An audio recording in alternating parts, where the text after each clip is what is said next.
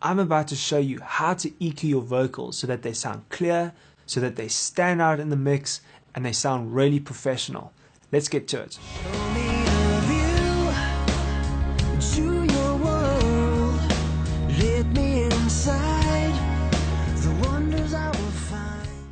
Alright, so here we are in Pro Tools, and as always, you don't need to use Pro Tools, it's just what I'm using. You can do this in any software with pretty much any plugin. You just need a simple parametric EQ plugin, and I'll show that to you now. And I'm not going to go through the whole definition of EQ and the history of it and what it is. I just want to give you a very simple 3-step formula that you can use to apply to your vocal that will get your vocals sounding great in probably 80 or 90% of situations.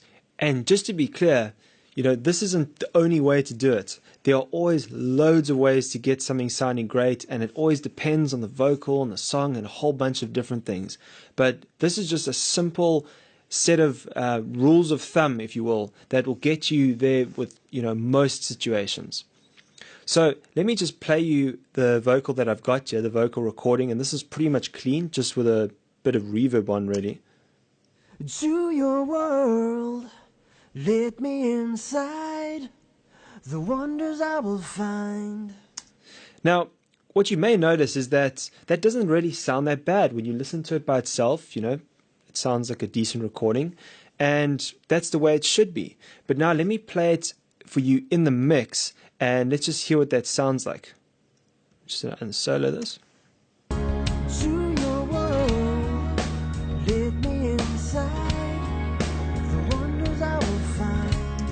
Now what you might notice now is that it actually sounds, in the context of the mix, it sounds a bit muffled, like it doesn't sound like it's really in there, and you may have had this problem. Let me show you what happens when I bring it up, because it's not just a matter of bringing up the volume. Let me just show you that. To your world, let me inside, the wonders I will find. Could this be? Okay, even when I bring up the volume, I don't know if you notice this, but it doesn't sound like it's sitting in the track now. It sounds like it's sort of sitting on top of it. It's not joined together with all the other instruments. And that's why we need to use EQ to make it match the sound of the other instruments and make it sit in there. And I'm going to show you how to do that right now. Alright, so firstly you need to get your EQ out. I'm using this Waves REQ, which is the Renaissance series, but you can use any parametric EQ that you've got, and it's just one that has these different bands that you can manipulate over here. You also get EQs that don't actually show the graph, but I think when you're just starting out, it helps to be able to see what's going on. Now, I know a lot of guys say, listen with your ears, not with your eyes, and that's true, that's very true. But once again, when you're starting out, it really helps to understand where these frequencies are in the spectrum. And it's good to get a visual idea of that because it helps you to identify with them. So then like when the low frequencies are down the bottom and the high frequencies are here at the top. And it just gives you a clearer understanding, I think, when you're starting out. I think it definitely does help. Okay, so step 1 is to use a high-pass filter. Now, what a high-pass filter is it's a filter that only allows the high frequencies or the frequencies above a certain point to pass through, and it rolls off the low frequencies. Now, if you don't understand that, don't worry, let me just show you what that sounds like. So I'm just going to play the vocal soloed over here. To your world, and I'm going to put this high pass filter on. Let me inside, and you'll hear as I roll it up. The wonders I will find. Could this be real? So as you can hear, it's taking all the frequencies below this point over here, wherever I move it to, and it's just rolling them off, so it's taking them away. And you can actually control that slope over there even with this Q over here, and you can show how much you want it to roll off, or how fast rather you want it to roll off. So why would we want to use a high pass filter? Well, what it does for you is it just cleans up your track, and it just rolls off all that low end energy and sound that you don't really need in a vocal, that might sound fine by itself when the vocal is soloed, but when you put it in the track, it's just going to muddy up the mix. So let me just show you, and what I like to do is actually just play it back and move the high pass filter up until I can hear it rolling off, and then just back it off a bit so that you don't actually hear it. It's more just to make sure that it's in there, So let me just show you that.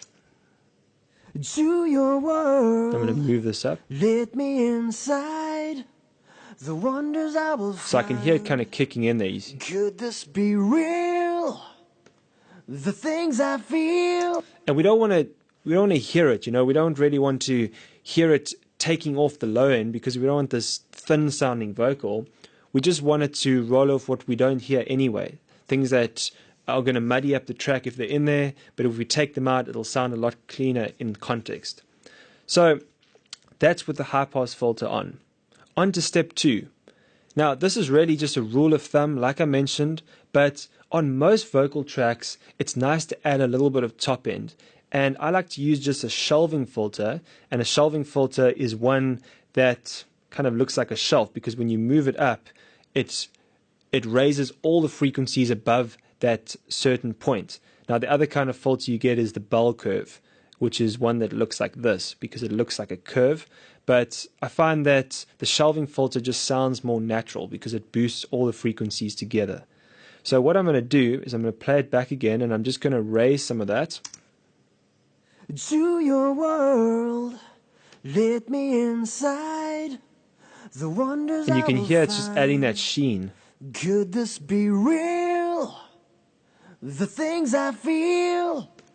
Alright, so the frequency that you want to aim for over there is, you know, anywhere from 8K to maybe 12K, even 16 if you want it to be very subtle. There's really no rules with this. It's just about hearing what sounds good, and as the saying goes, if it sounds right, it is right. So you've just got to experiment with that a bit. So let's see what our track is sounding like in context over here when I play the mix. So this is before. Let me play it bypassed again. To your world, let me inside the wonders I will find. Now let me put our EQ on. To your world, let me inside the wonders I will find. Okay, so you can definitely hear it sounding a bit clearer there. I think now I can actually just bring up the level a bit because we're rolling off some of the frequencies. So let's just see what that sounds like. Let me inside the wonders I will find. Could this be real? The things I feel. Alright, so you can definitely hear it sounding clearer then. Okay, and on to the third and final step, which I call the sweep, which is where you take the mid-range frequency and you're just looking for any offending frequencies and dropping those a bit. Let me show you what I mean. So there's a little trick that you can do. If I boost the mid-range frequency, so if I take one of these over here, I just bring it up, I'm just going to make it kind of a little bit thinner. This is adjusting the bandwidth or Q. And let me just play it back and show you what I mean. So I'm just going to play it here. World, let me inside. So you can hear, you can sweep the it. Wonders I will find. Could this be real? And what you want to do is look for the most offending frequency. So the one that maybe sounds, kind of hurts your ears a bit if it's up loud. And when you listen to it, it just doesn't sound very good. So let's do that again. World, let me inside. The wonders I will find. So as you can hear there, that's kind of that nasal sound. And this is usually, as a rule of thumb, you know, as you'll see, this is usually near 1K, you know, 901 kilohertz. And usually you can cut this a bit and it usually makes the vocal sound better. So I'm just going to take a little bit out there. You're not going to cut it all the way out. World, let me inside. The wonders I will find. Could this be real? Okay, so you can just hear it makes it sound a little bit cleaner, you know, a little bit more expensive sounding perhaps. Let me just play you the before and after then. This is before. Let me inside. The wonders I will find. This is after. Let me inside. The wonders I will find.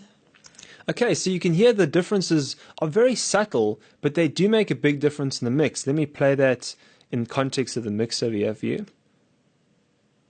I'm going to bring that up. This is bypassed, so this is without the EQ. Let me inside. The wonders I will find. And with the EQ. Let me inside. The wonders I will find. So you can definitely hear there that the vocal sits a lot better. It sounds a lot clearer in the context of the mix. It sounds a lot cleaner.